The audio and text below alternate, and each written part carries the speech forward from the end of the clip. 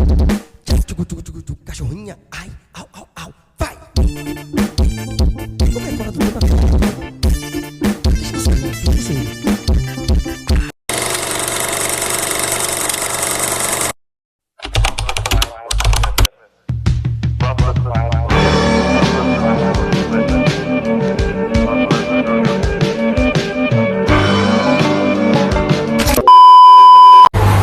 Assalamualaikum warahmatullahi wabarakatuh. Halo semuanya, perkenalkan saya dari Fakultas Ekonomi dan Bisnis, Prodi Ekonomi Akuntansi di Universitas Abdul-Utama. Pada kesempatan kali ini saya akan membahas satu topik di video ini, yaitu saya akan membahas materi etika profesi dan hukum bisnis. Topik ini penting banget karena di dunia bisnis itu soal mencari keuntungan, tapi juga soal tanggung jawab moral dan kepatuhan terhadap hukum. Pada kesempatan kali ini saya akan membahasnya. Banyak usaha besar yang jatuh bukan karena tidak memiliki modal, tapi mereka mengabaikan hukum dan etika. Nah, pada kesempatan kali ini saya akan membahas lebih dalam lagi di presentasi kali ini.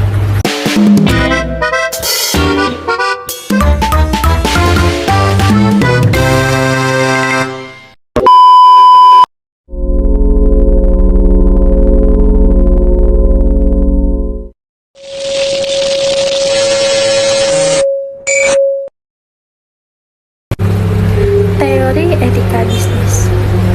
Kalau kita bicara soal etika, sederhananya etika itu tentang mana yang benar dan mana yang salah dalam bertindak.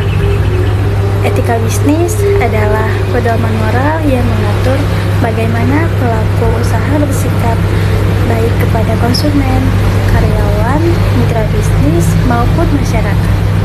Sedangkan etika profesi lebih fokus pada sikap seseorang dalam menjalankan pekerjaannya sesuai dengan keahlian dan tanggung jawabnya.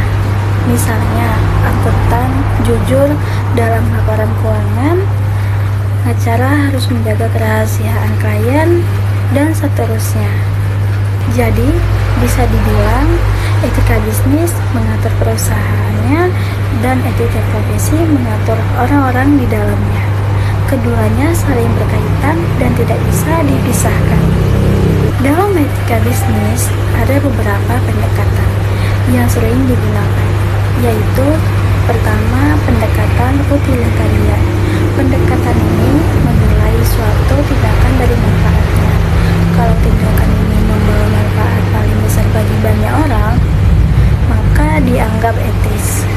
Contohnya, perusahaan menarik produk cacat dari pasaran walaupun rugi secara finansial demi melindungi konsumen. Kedua, pendekatan hak individu. Pendekatan ini menekankan bahwa setiap orang punya hak yang harus dihormati. Jadi, bisnis tidak boleh melanggar hak konsumen, karyawan, ataupun masyarakat. Ketiga, pendekatan keadilan. Artinya, semua pihak harus diperlakukan secara adil, tidak diskriminatif, dan sesuai aturan. Selain itu, ada dua teori utama. Yang pertama, teori deontologis, yang menilai tindakan dari kewajibannya. Misalnya, berbohong tetap salah walaupun hasilnya menguntungkan. Kedua, teori teleologis, yang menilai tindakan dari akibatnya. Kalau akibatnya baik, maka bisa dianggap benar. Dalam praktik bisnis, dua teori ini biasanya saling melengkapi. Ada beberapa prinsip utama dalam etika bisnis. Pertama, kejujuran. Misalnya, perusahaan harus jujur soal kualitas produk. Kalau bahan baku naik, lebih baik harga dinaikkan daripada kualitas diturunkan tanpa pemberitahuan. Contoh, kasusnya bisa kita lihat dari skandal manipulasi laporan keuangan seperti kasus Enron, di mana ketidakjujuran akhirnya menghancurkan perusahaan besar. Kedua, keadilan. Perusahaan tidak boleh membeda-bedakan karyawan atau mitra bisnis tanpa alasan jelas. Ketiga, saling menguntungkan. seharusnya tidak hanya menguntungkan satu pihak saja, tapi juga memberi manfaat bagi konsumen dan masyarakat. Keempat, integritas moral, artinya konsisten antara perkataan dan perbuatan. Kalau perusahaan mengaku peduli lingkungan, maka praktik bisnisnya juga harus ramah lingkungan. Setiap profesi memiliki kode etik sebagai pedoman perilaku. Contohnya pada profesi akuntan, mereka wajib menjaga kompetensi, objektivitas, kerahasiaan, dan integritas. Kalau kode etik dilanggar, dampaknya juga besar. Bukan cuma merugikan perusahaan, tapi juga merusak kepercayaan masyarakat terhadap profesi tersebut. Itulah kenapa etika profesi sangat penting untuk mencegah penyalahgunaan wewenang dan konflik kepentingan.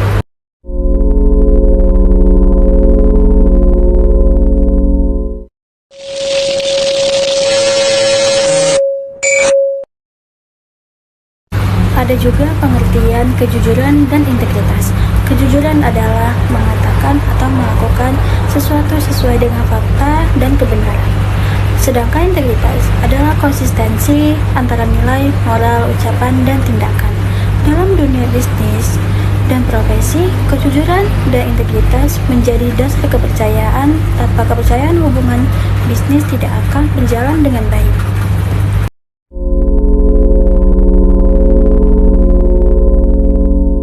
Kejujuran dalam etika profesi. Dalam etika profesi, kejujuran merupakan kewajiban moral setiap profesional. Contohnya, pada profesi akuntan, akuntan wajib menyajikan laporan keuangan secara jujur dan objektif.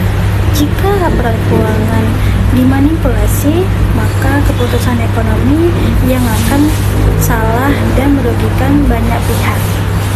Karena itu, kode etik profesi menuntut profesional untuk menggunakan atau mengutamakan kejujuran dan menghindari konflik kepentingan.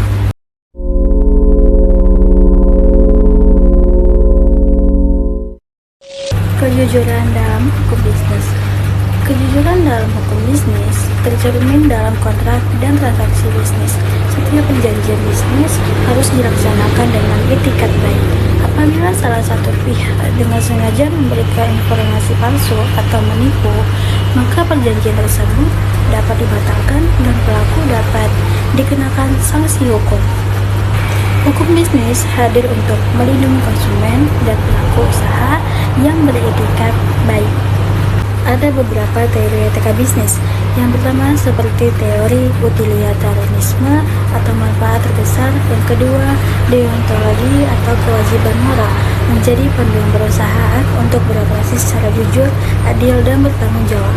Berikut adalah teori utama dan contoh kasusnya. 1. Teori utilitarianisme. Definisi keputusan etis adalah yang menghasilkan kebaikan terbesar bagi jumlah orang terbanyak. Tindakan dianggap salah jika merugikan lebih banyak orang daripada menguntungkan.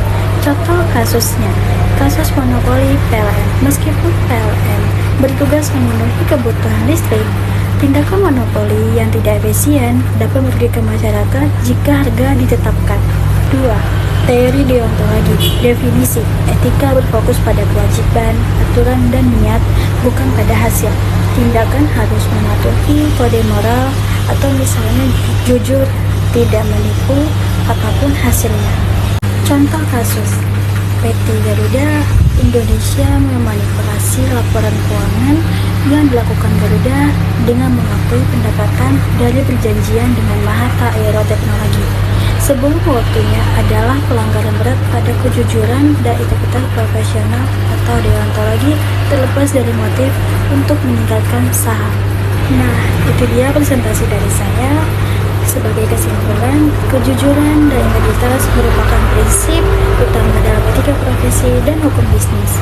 Bisnis yang dijalankan tanpa kejujuran mungkin menguntungkan dalam jangka pendek, tetapi akan merugikan dalam jangka panjang. Oleh karena itu, setiap pelaku bisnis dan profesional wajib menjadikan kejujuran dan integritas sebagai pedoman utama. Baiklah, sekian dari saya. Terima kasih para bapak dan teman-teman saya sudah menonton video ini. Terima kasih semuanya. Wassalamualaikum warahmatullahi wabarakatuh.